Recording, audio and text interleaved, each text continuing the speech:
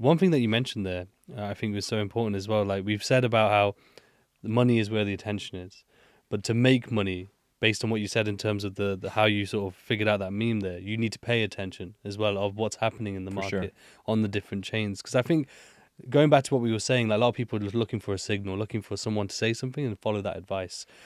While the true professionals, the people who actually make the returns that everyone wants to make within any of the markets, but especially crypto, are the ones who are paying attention. That they know what's happening on the different chains, and it takes time. And I think Yes. it's being willing to give that time, because most people, unfortunately, are going down that sort of lazy route that they want something out of life, but they're just not willing to put in the necessary work, even though the work might be just research, or the work might be, just checking different exchanges and the prices that are going on. Yeah. Or, as you say, memes and being, knowing what the sort of culture is reacting to and responding to, or knowing which part of the process, as you mentioned, like once you get to the exchanges, you're sort of towards the end of that process. So knowing which part of that process you're at. What would you say to those people out there who are really wanting to get involved in crypto, especially as we're growing? The industry's grown phenomenally over the last 10 years, but where we're going, as you say, it could be the next generation before we start to see real mass adoption on that level. But for those who really are interested, but they don't know where to start, or they haven't got that right mindset, as I said, they're still looking at the signal route rather than actually wanting to make that money and paying attention. Now, what would you say to those people? The year is 1848. And in the eastern colonies of the United States, rumors begin to surface that in the West, they had found gold near something known as the American River. The president validates it about a couple months later, and 300,000 migrants moved from east to west in the hopes of finding gold. Today, we live in the digital gold rush.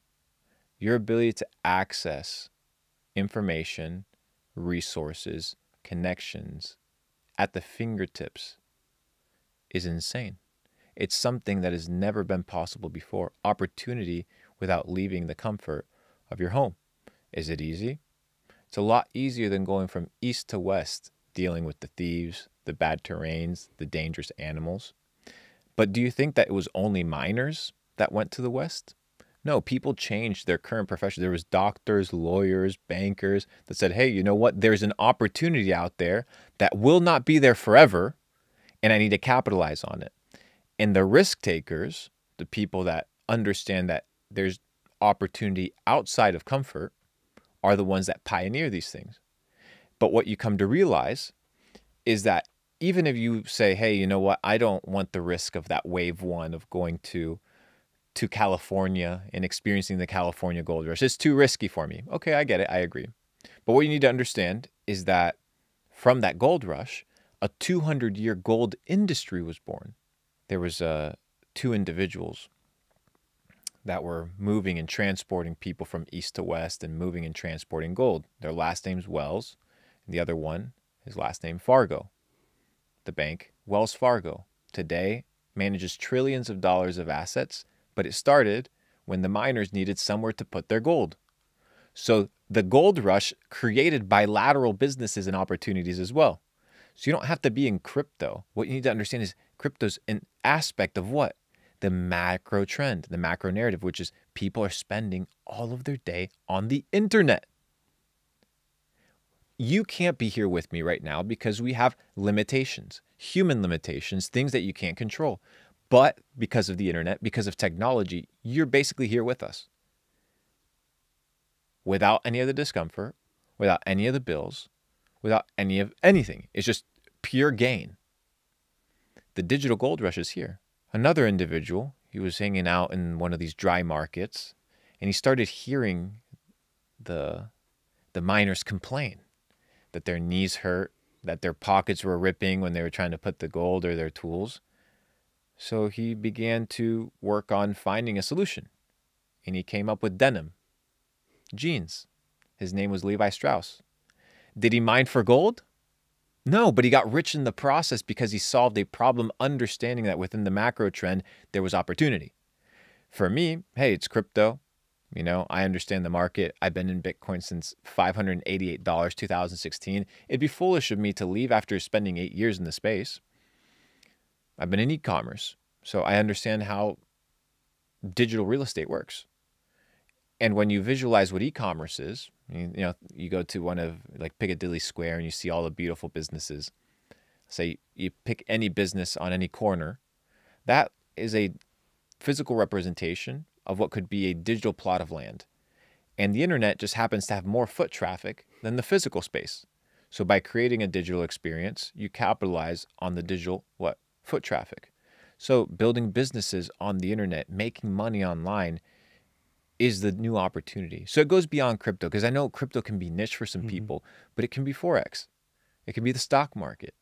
It can be any sort of area that taps into the internet. The failure, or to me, the missed opportunity, is not taking advantage of the internet, how easy and accessible it is for all of us. I think that's the opportunity, bro. I couldn't agree more. I actually couldn't agree more. And one thing off the back of that is, like, where do you feel like that space is heading? Because as you said, it's in such a short space of time, it's been created, and it's created such a huge opportunity. But where do you think it's heading in the, say, near future, in the next 5 to 10 years? What is crypto? Crypto is a form of money. So what is money? Money is a technological advancement of commerce. 4,000 years ago, you owned a beautiful plot of land with great, beautiful olive trees. And I owned 50, maybe 70 cows. And I saw that plot of land. I said, you know what? I want that plot of land. Let me go to Riz and ask him, hey, how much is it? Well, you already have cows, actually, so you don't need the cows that I have, so we can't actually transact. So I have to go sell my cows for some pigeons because you want the pigeons. Now I come back, I bring you the pigeons. One of them dies, so I have to go back and get another pigeon. And then finally I get the plot of land.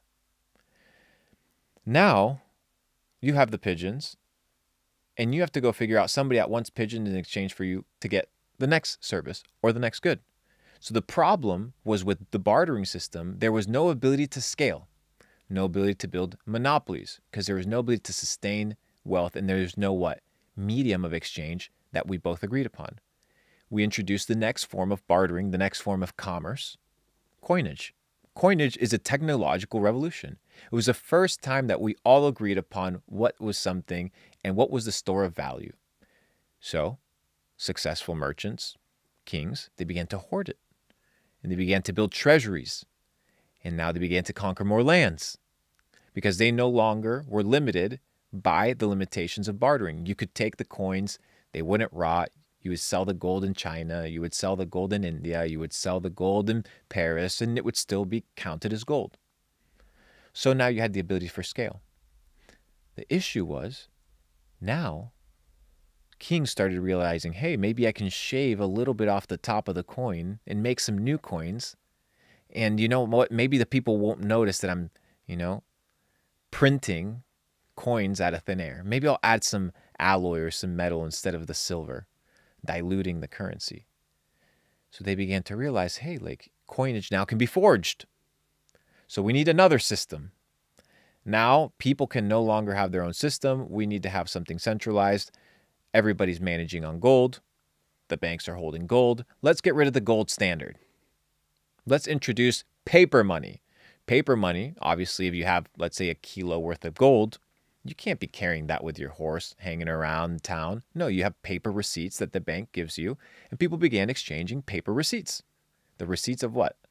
The units of gold that were in the bank. But then the banks got cheeky, and they said, you know what? Nobody's checking our bank reserves, so what if we issue more paper than we actually have gold reserves? And the French noticed. They're like, hey, these motherfucking Americans, they're printing more paper, handing it out to people than the gold that they have in the reserves. So they came in and they wiped out all the reserves, collapsing the economy. So what did they have to do? They had to introduce the gold standard, getting rid of the gold standard. Why? Well, now we just can print as much money as we want, and it's not pegged by gold. And now we were introduced with paper. And then credit cards rolled around. Yeah, I still had to go into the bank and deal with paper, but I could transact and buy things with a piece of plastic. Okay, so now digital money was introduced. But now we have the battle of what is the digital money that we want to adopt. And in these new crossroads of technological advancement, you have something that's born known as Bitcoin. Bitcoin is the permissionless open ledger. Everybody knows how much of it exists. who owns what based off of, obviously you don't know who owns what wallet, but you know what wallet owns how much. Everything is open, everything is transparent, and everything is what? Peer-to-peer. It's the purest form of going back 2,000 years and transacting gold bar for gold bar in a digital format. It is the evolution of money. It is the natural evolution of money.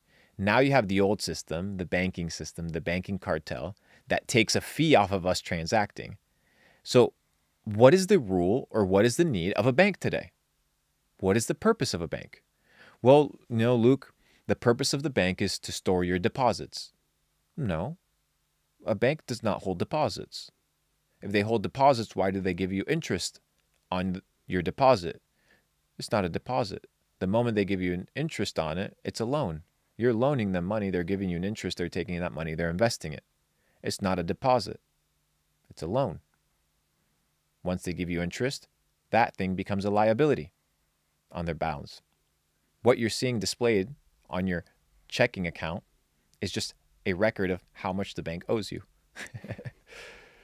So the purpose of the bank isn't to hold deposits. Well, the purpose of the bank, Luke, is to fractionalize money. Well, no, that's not the purpose of the bank. It doesn't fractionalize money. Well, what's the purpose of the bank? The purpose of the bank is credit creation. It creates loans. It's in the business of buying and selling securities. So if the bank is in the business of credit creation and everything around us is getting inflated and more expensive due to the fact that we're creating credit that is being utilized to buy Louis Vuitton bags, it's not productive credit. It's not credit that adds to the GDP. We enter a situation whereby the dilution of our money becomes so big that we no longer trust it. But now we enter a very dangerous situation. If we don't have an alternative payment system, the tokenization or the programmability of digital money, like a central bank digital currency, becomes very scary. Because now they don't want to just issue the currency, they want to control the rules as to how you can use the currency. So for example, hey, Riz, you've already spent, You spent 2 hours already with the light on. Now your light gets turned off because your curfew's up. And if not, we'll turn off your power bill and your cards won't work. Oh, you didn't get vaccinated? Oh, you went 5 kilometers past your house curfew? No worries, your cards just won't work. You have no freedom. Back in the day, at least you had cash. You could do whatever you wanted. So is that the system that you want? If the answer is no, what is the alternative system to that digital revolution, that next advancement of money? In my opinion, it's Bitcoin, digital currencies, things that are decentralized. So it's a little bit of how I've been thinking about and theorizing this idea of Bitcoin and rationalizing whether digital currencies, decentralized ones, fighting against centralized institutions are going to last. And I think people will fight for it. Do you think they will? Absolutely.